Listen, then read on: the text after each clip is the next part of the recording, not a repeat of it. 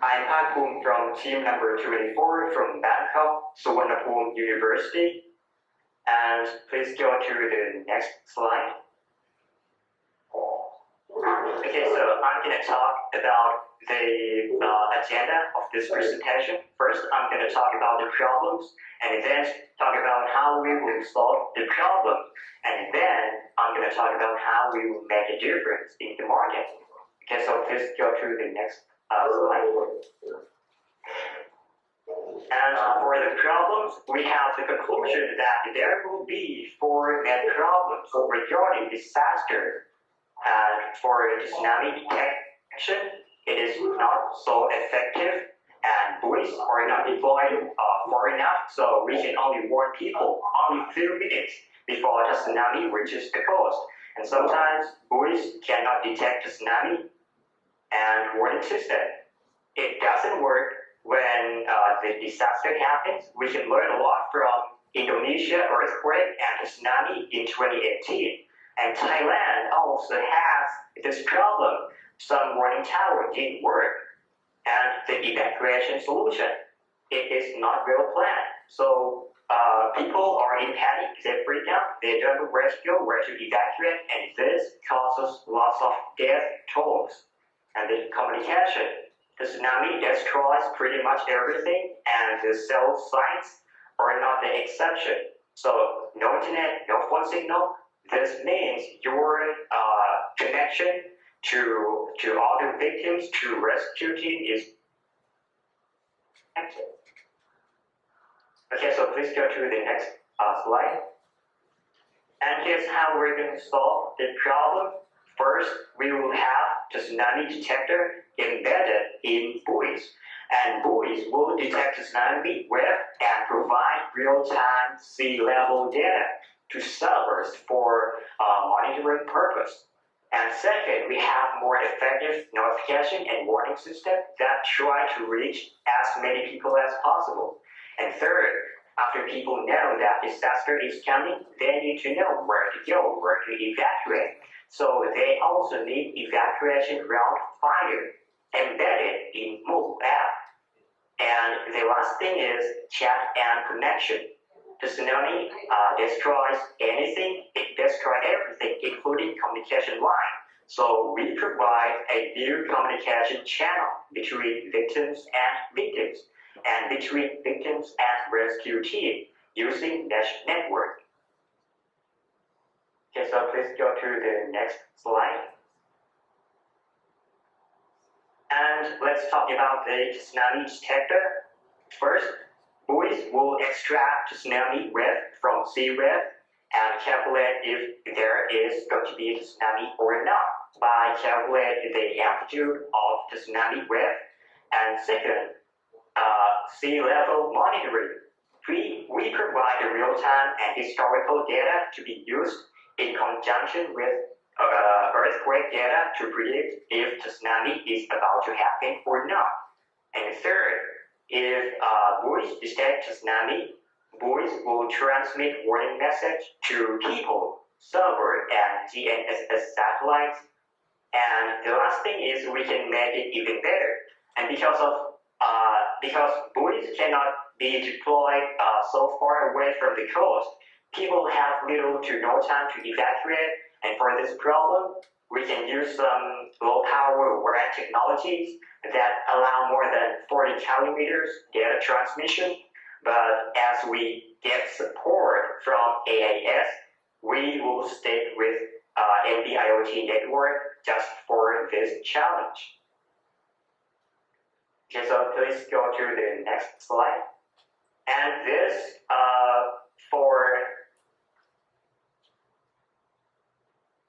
for the notification system, we provide many channels for people to get notified. If any of these channels are not available, they can still receive the notification from the different channels. First, they can receive a warning message from a mobile connection. It is done over peer-to-peer connection. It is a mesh network communication for a warning system. It utilizes any of these methods: BLE, Bluetooth, Wi-Fi direct, Wi-Fi access point, depending on which method is available at that moment. And second, they can also receive the warning message from GNSS satellite, voice, and server through data transmitter. And they can even receive warning directly from our server through push notification. Okay, so please go to the next slide. And for the chat and communication between victims and between victims and rescue team, we connect them together, and with this connection, we can transmit any type of data like text messages, voice, images, videos. They can take a picture of victims that need help.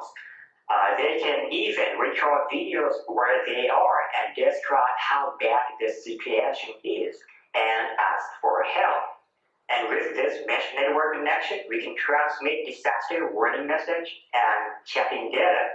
When you move to other areas, you transmit these two things, the warning message and chatting data to other people in that area in the range of 100 meters. And the warning message is going to be spreading like a virus. And we use the idea of coronavirus in the good way. We can learn a lot from coronavirus, and we use this idea to warn people about disaster.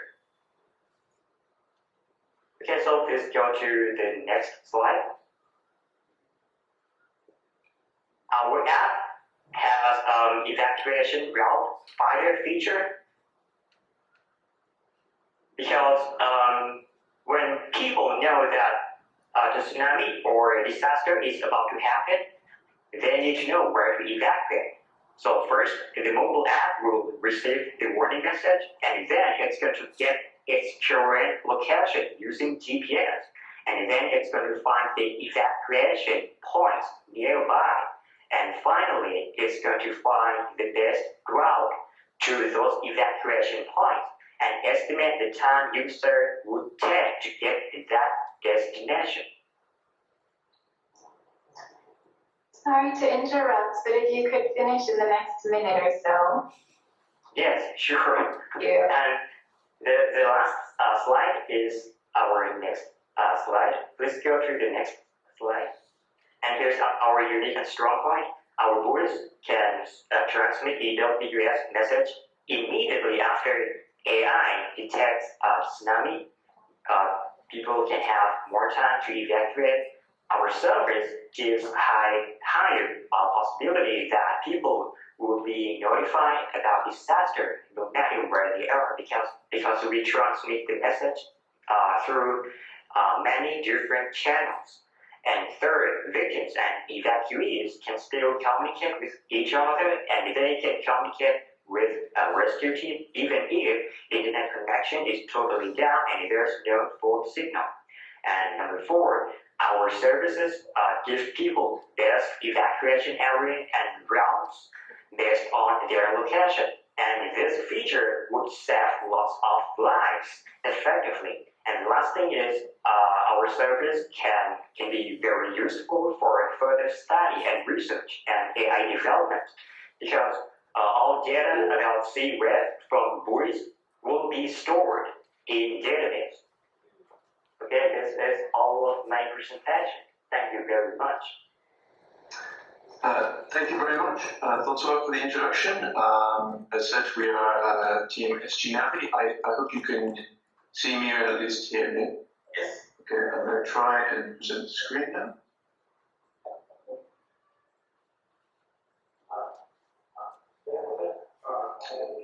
Okay, can you see this?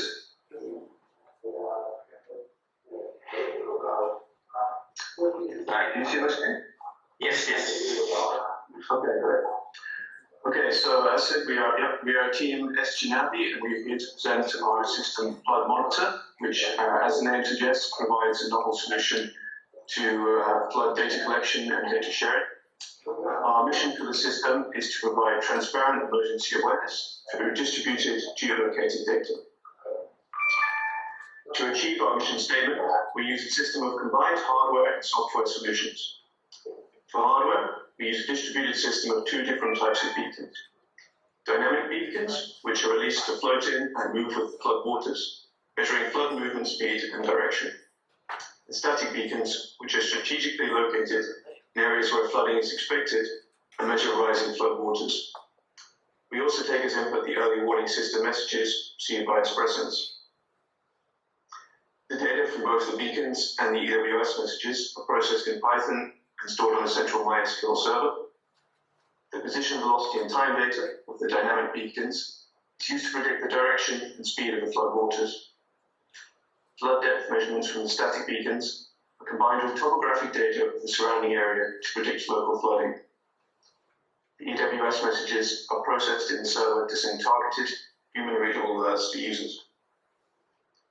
This processed data is streamed to a free public smartphone application via an API.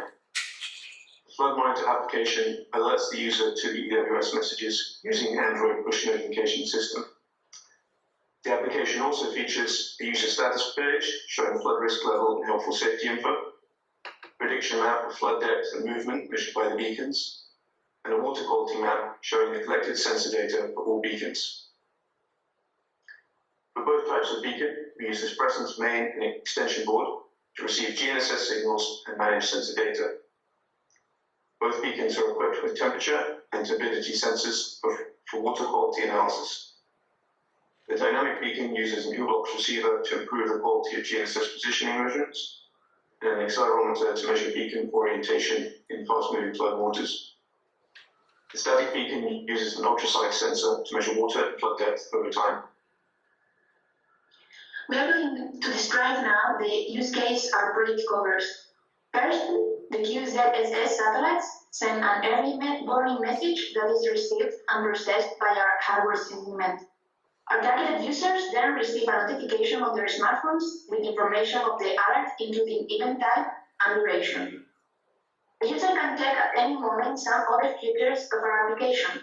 They have access to maps that include their flood status and flood predictions for the next hours, empowering them to follow the best path to safety. Moreover, another feature of our system is a water quality map that will be helpful to measure the environmental damage that the flood can cause in the fields.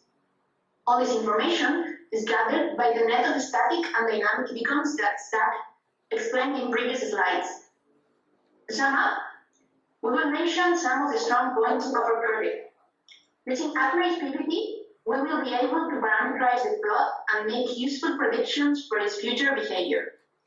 Our in-situ data will provide a deeper level of understanding of the flood in comparison with an only satellite system. Our system is low cost, and it encourages environmental and economic recovery by providing real-time sensor data showing the impact of the flooding. Finally, all the information gathered by our system will be accessible and easy to manage. Thank you very much for your attention. We are Zach and Eva from GISTDA, and we would love to answer any question you would have about our project. Okay, do you see my slide? Yes.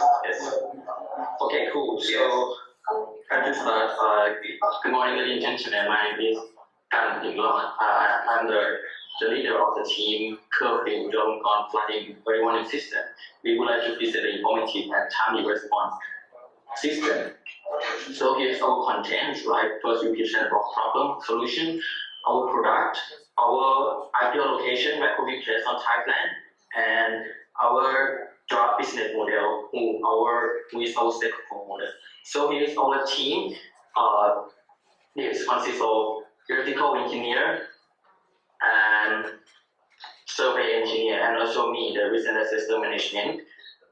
So for the introduction, I would like you to see just some video, short video of flood in Thailand. How does it look like?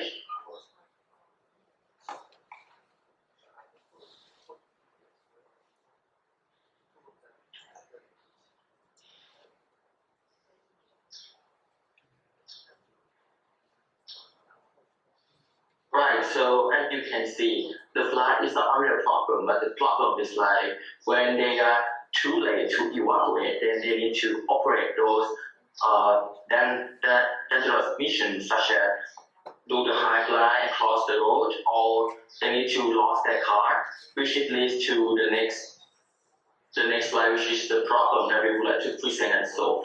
So the first one is flooding when it's happened.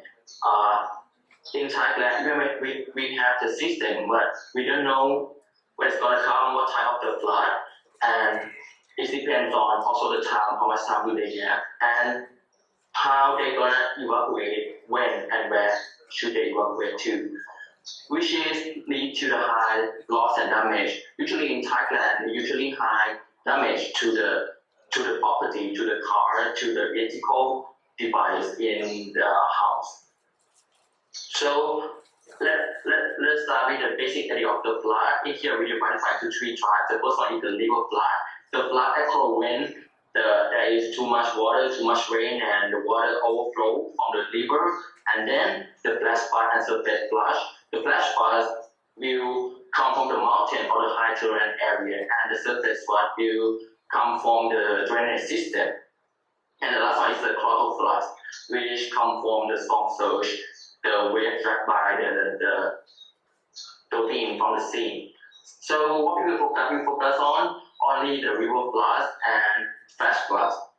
So here's the scenario: if you are in the house and the floods come, and then you don't know how to prepare due to the flood type, its severity, its time, and then the evacuation, you don't know where to go, where should you go based on the less detailed news. Sometimes in Thailand, the real situation is like they say the flood may come, but it's not enough information. And damage, like as I mentioned, they lost many things. They cannot move their TV or electrical thing up to the second floor. And in the second scenario, what if the house is beneath the mountain, then the flash flood come and cause a lot of loss of life. For example, last month in Nakhon Si Thammarat, more than 30 people died just because of the flash flood, and they could not evacuate. They drowned and being pushed by the water. So what is this for? The system was wrong with it. The fault is by the less effective system or no system at all in some area. So here, the problem from the effective system is normally from the narrow alarming range and less informative, which means the system just say maybe yes or no and the level of the flood, but we don't know the time actually, and low reliability is somehow, if we don't know if the equipment work properly, and it's always fault in many places, which due to the hesitation of the local authority if they want to evacuate or not, because it's affect to the reliability of the in-charge government. So the solution, we present the floodable tracker alarm system, which they were flexible alarming range because the ball itself can roll with the water and can be alarmed. And the second is informative and timely response because it presents also the direction of the water, the height and the speed of the water, which leads to the reliability for the local authority to decide if they need to command the evaluation or not. So here's the production. I will hand it to Mr. Luke. Yes, this is our system of this product. On the right-hand side, we have the flooding ball to detect the flood. When the flood happens, the sensor will send the data for warning to EWS control center, which are relevant or NDLT. In EWS control center, it's being informed to the rescue team and sent to the curfew app and to CSS system control office to send the warning message to CSS and alert at the silent. Next.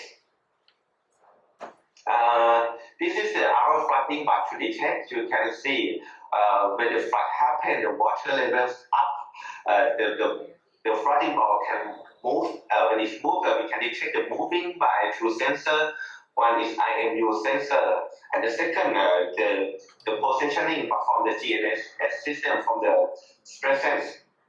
Okay, next. This is our communication. The first is presence board is for communicate with the QCS satellite. The second is NB-IoT to contact with the cellular mobile.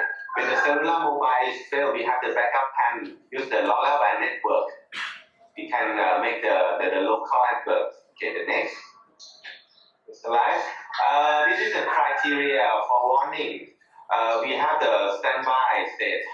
When the water level is lower than 0.5 meters, the preparation is the water level is over than 0.5 meters, but lower than 1 meter, and the evaluation when the be warning when the water level over than 1 meter.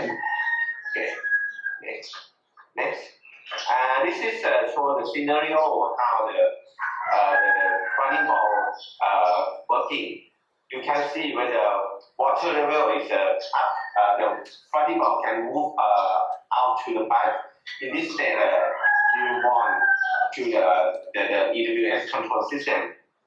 Okay, and next, this is for the second scenario when the previous one, when they have a water level from the mountain, it can make the ball move, and we can warning to the people.